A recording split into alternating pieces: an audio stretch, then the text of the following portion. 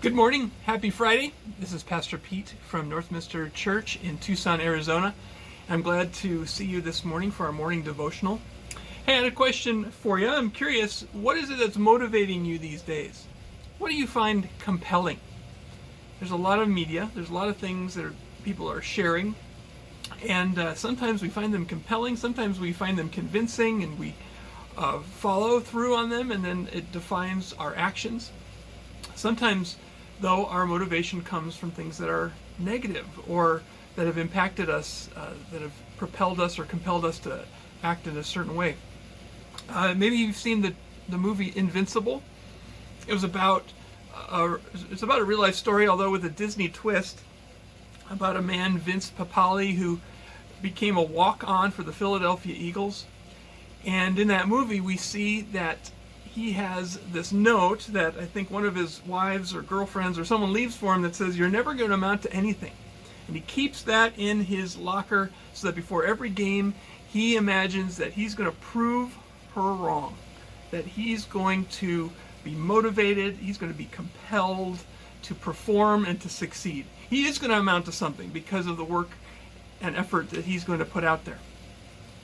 I've been watching the Last Dance about the 1997-98 Chicago Bulls. And Michael Jordan has a similar kind of story.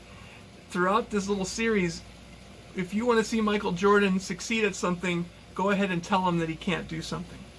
He uses motivation from other players, from other teams, something they say or something they do. In fact, in one occasion, he even makes something up in order to use that as motivation for him to succeed and to prosper.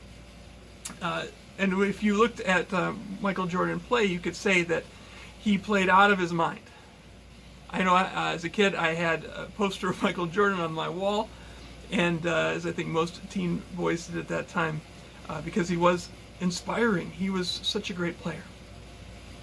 In 2 Corinthians chapter 5, in verse 13, it says, if we're out of our mind, as some say, that we would be out of our mind for God. And if we're in our right mind, it is for you, Paul wrote, meaning the people that he was loving. He continues on, for Christ's love compels us, because we are convinced that one died for all, and therefore all died. And he died for all, that those who live should no longer live for themselves, but for him who died for them and was raised again. What an amazing scripture. That the thing that is to compel us or to motivate us isn't something that we find in the media, something that confirms our own personal bias about the way things should be in the world or how we think we should perform. It's not about what someone said in the past about what we can do or can't do. The thing that compels Christians, those who are being made new by the Spirit of Christ to look more and more like Christ every day, the thing that motivates us, compels us, is the love of God. Christ's love compels us because he died for us. And because he died for us, we don't live any longer for ourselves, but for him who not only died for us, but who was raised on Easter for us and for the world. So if we're out of our mind, it's not for us.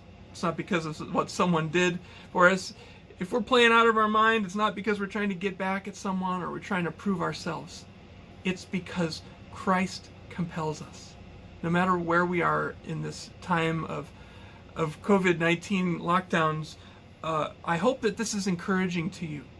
It might be that you feel overwhelmed and you want to help others. Or maybe you are feeling overwhelmed and you don't want to help someone. Or maybe you don't know what to do. Like someone told me earlier today, talk is cheap. It's true. So how is it that God's love will compel you to act, to say, to work, and to help bring about the reconciliation of God's kingdom here in our community, in your relationships, wherever it is that you find yourself in this day and in this weekend? God bless you. I pray that your Friday is blessed, and I look forward to worshiping with you this Sunday online.